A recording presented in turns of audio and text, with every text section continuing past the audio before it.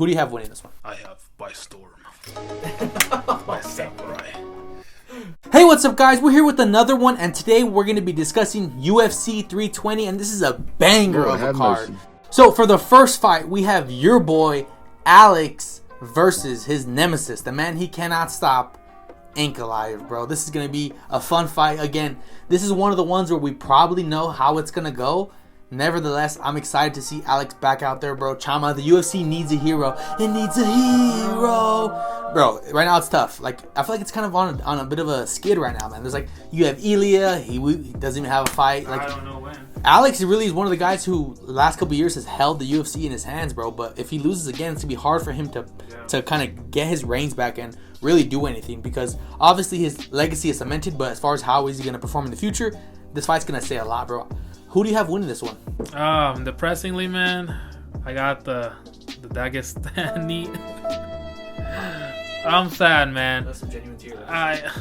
It sucks. He'll always be my favorite, man. I love this guy so much. The knockouts, I'm glazing, but the knockouts he gets are crazy. I think it's good glaze. That's right. He's exciting. He's very exciting, and I love this type of fighting style. But it's just he's getting older. Yeah. And I feel like he's just younger, quicker. Yeah. He probably figured him out a little bit, and he's probably gonna go to a decision.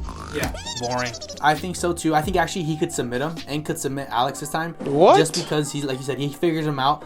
They say after you beat somebody, you get more confidence second fight, and if you lose, you're kind of going into it with the mindset of like, oh man, I'm already coming from a deficit, so I have to give it to Ank. And it's an immediate rematch. Historically, they don't go right for the opponent. Kamaru Usman has entered the chat, bro. So the only one that I could see that had success was Brandon Moreno. The baby assassin. Dude hates babies. Huh? Okay, next let's talk about the one I'm most excited for. Merab versus Corey Sandhagen. I think this fight's going to be great. I think Merab's going to absolutely cook him the same way he took everybody.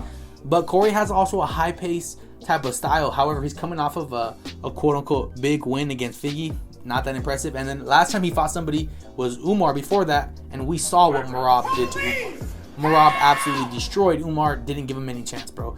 Do you see it similar, or kind of how do you see it going? Corey is known as like a nerd. Corey is known as a nerd, right? Okay. He's a guy's analytics. He's gonna go on the computer. He's gonna make sure that all the calculations are right. But maybe he'll go and be like, damn, this is my 1% chance if I knock him out. Knock him out?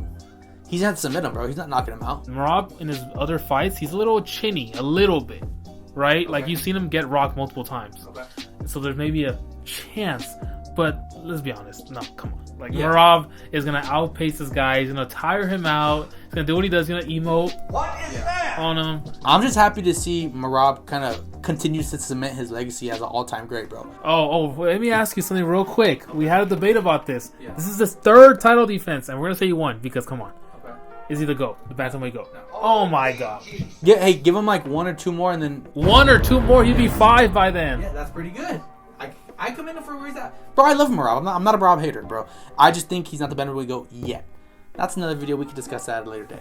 Okay, next we have your boy, Yuri Prohaska versus Khalil Roundtree, bro. This is going to be fun. This one's going to be really fun. This is probably what I'm looking forward to the second most, just because I think there's a lot of opportunity for Yuri to showcase his skills, but also Khalil. Khalil's always like, he's excited. You think he's going to do more than he does. He gets out there and it's like, Khalil, do something, dog. Come on, win the fight. I feel like he's never good enough. Yeah, but he doesn't have that urgency, the sense of urgency to like finish his opponent. Bro's too busy meditating. It's like, we need you to lock in, dog. Tap into the avatar, the third state, and do something. Who do you have winning this one? I have by storm. By samurai. What do you know? Sam back with his Japanese fetish. Come on, Japanese fetish. That's the only reason Sam likes Ank is because he's like into that, or the only reason he likes Yuri is because he's into that Japanese style, that samurai warrior. That. Go ahead, man. Let's hear it. Don't listen to him, guys. All right, it's not true. Dude's a weeb. The reason why is because he's gotten better. He has improved head movement from when we saw against. Hey yo! Hey yo! What the fuck? I took 2 guys to my hotel, and we had fun. Hey, what do you mean by that? He's just gotten better. It seems like compared to when he fought Alex, because he had no head movement. This man was. Come on, stop laughing. Take it serious, man. All right. I'm a child. You are a child. Yes. Continue, Yes. Just you gotta take it serious. All right. He got better in his fight against Jamal Hill, and I noticed for sure. Yeah. If he can continue that pace against Khalil, oh my God, he could for sure beat him. It's gonna be a violent fight because every time Jiri steps in, it's not gonna be a pretty fight, dude. A lot of blood. probably a brutal knockout, and I can't wait. Yes, he's like, dude, you know, it'd be a banger fight. Side note, little caveat. This dude DDP versus Jiri. It'll be the battle of the goofy styles. That'll be a fire fight. we have to go through Ryan the Ritter first, RDR.